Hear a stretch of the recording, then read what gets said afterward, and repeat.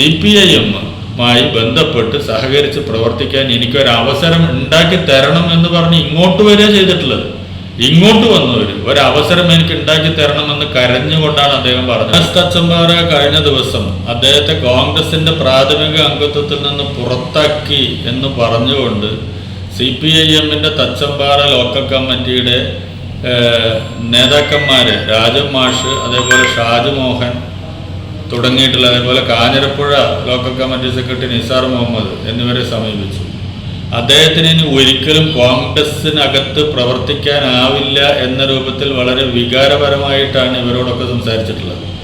അതിനുശേഷം ഈ സഖാക്കളെയും കൂട്ടി ഇവിടെ പാർട്ടി ഏരിയ കമ്മിറ്റി ഓഫീസിൽ വന്നു. ഏരിയ കമ്മിറ്റി ഓഫീസിൽ വന്ന് അദ്ദേഹം പറഞ്ഞത് തച്ചമ്പാറ സർവീസ് സഹകരണ ബാങ്കിലെ നിയമനവുമായി ബന്ധപ്പെട്ടുകൊണ്ട് അവിടെ നടത്തിയിട്ടുള്ള നിയമനങ്ങളിൽ 15 ലക്ഷം രൂപ അവര് സംഖ്യ വാങ്ങിച്ചു. പാർട്ടി ഫണ്ടിലേക്ക് 15 ലക്ഷം രൂപ വാങ്ങിച്ചു.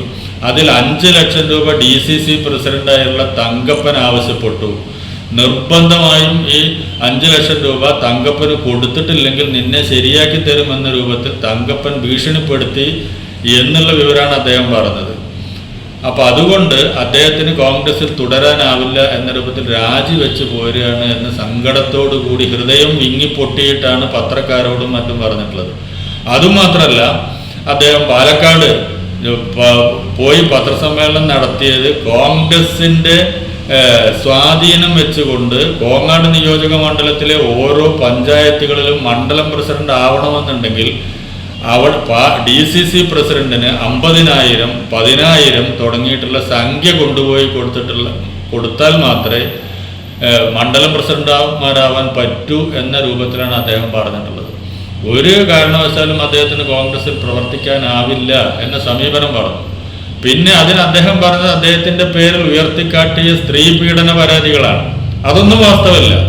അവര് സ്വീകരിക്കുന്ന പോലുള്ളൊരു നിലപാടൊന്നും സ്വീകരിക്കാൻ CPM ഒരുക്കല്ല. രാഹുൽ മങ്കൂട്ടത്തിൽ ചെയ്തതുപോലുള്ള സ്ത്രീപീഡന കേസിൽ ഇയാൾ പെട്ടിട്ടില്ല.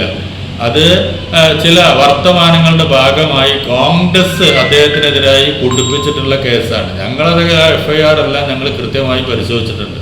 അതുമാത്രമല്ല, സ്ത്രീപീഡനത്തിൽ ഉൾപ്പെട്ട ആ ആളുകളെ ഒന്നും ഒരു പരിശോധനയും നടത്താതെ ഒന്നും CPIM-ന്റെ മെമ്പർഷിപ്പിലേക്ക് ഞങ്ങൾ കൊണ്ടുവരില്ല. അപ്പൊ ഇതെല്ലാം അദ്ദേഹത്തോട് സംസാരിച്ചതിന് ശേഷം CPIM-മായി ബന്ധപ്പെട്ട് സഹകരിച്ച് പ്രവർത്തിക്കാൻ എനിക്കൊരവസരം ഉണ്ടാക്കി തരണം എന്ന് പറഞ്ഞ് ഇങ്ങോട്ട് വരിക ചെയ്തിട്ടുള്ളത്. ഇങ്ങോട്ട് വന്നവർ ഒരവസരം എനിക്ക് ഉണ്ടാക്കി തരണമെന്ന് കരഞ്ഞുകൊണ്ടാണ് അദ്ദേഹം പറഞ്ഞിട്ടുള്ളത്. അപ്പോൾ ഒരു പൊതുപ്രവർത്തകൻ എന്ന നിലയിൽ അദ്ദേഹത്തിൻ്റെ FIR-ന്റെ കോപ്പികളെല്ലാം ഞങ്ങൾ പരിശോധിച്ചതിന് ശേഷം ഒരു പൊതുപ്രവർത്തകന് അദ്ദേഹം CPIM-നോട് ചേർന്ന് നിന്ന് പ്രവർത്തിക്കാൻ ഇഷ്ടപ്പെടുന്നു എന്ന് അറിയിച്ചതിൻ്റെ ഭാഗമായി ഞങ്ങളത് വേണ്ട സംരക്ഷണം കൊടുക്കാം, അദ്ദേഹത്തിന് പ്രവർത്തിക്കാൻ ആവശ്യമായ ഒരു ഇടം CPIM-ൽ കൊടുക്കാം എന്ന രൂപത്തിലാണ് അദ്ദേഹത്തോട് സംസാരിച്ചിട്ടുള്ളത്. CPIM-ന്റെ അംഗത്വം ലഭിക്കണം എന്നുണ്ടെങ്കിൽ ചുരുങ്ങിയത് 3 വർഷക്കാലമാണ്. പാർട്ടി മെമ്പർഷിപ്പിലേക്ക് പാർട്ടിക്ക് അകത്തേക്ക് വരാൻ കഴിയില്ല.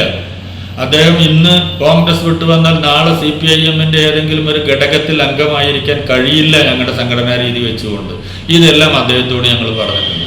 പക്ഷെ പൊതുപ്രവർത്തന രംഗത്ത് CPIM-ന്റെ നയങ്ങളും പരിപാടികളും സ്വീകരിച്ചുകൊണ്ട് പ്രവർത്തിക്കാൻ ഏതൊരു വ്യക്തി തയ്യാറായി വന്നാലും അവർക്ക് ആവശ്യമായ ഇടം ഞങ്ങൾ കൊടുക്കും എന്നുള്ളതാണ് ഞങ്ങൾക്ക് സൂചിപ്പിക്കാനുള്ളത്.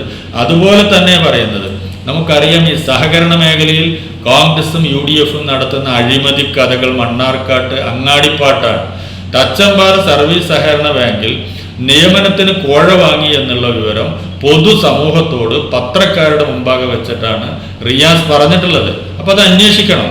ആ ബാങ്കുമായി നടന്നിട്ടുള്ള എല്ലാ നിയമനങ്ങളെ സംബന്ധിച്ചും അന്വേഷിക്കണം. അവിടെ അവിടെ ജോലി ലഭിക്കേണ്ട ആളുകളെയൊക്കെ മാറ്റി നിർത്തിക്കൊണ്ട് കൈക്കൂലി വാങ്ങി കോഴ വാങ്ങിക്കൊണ്ടാണ് അവിടെ തച്ചമ്പാറ സർവീസ് സഹകരണ ബാങ്കിൽ നിയമനം നടത്തിയിട്ടുള്ളത്.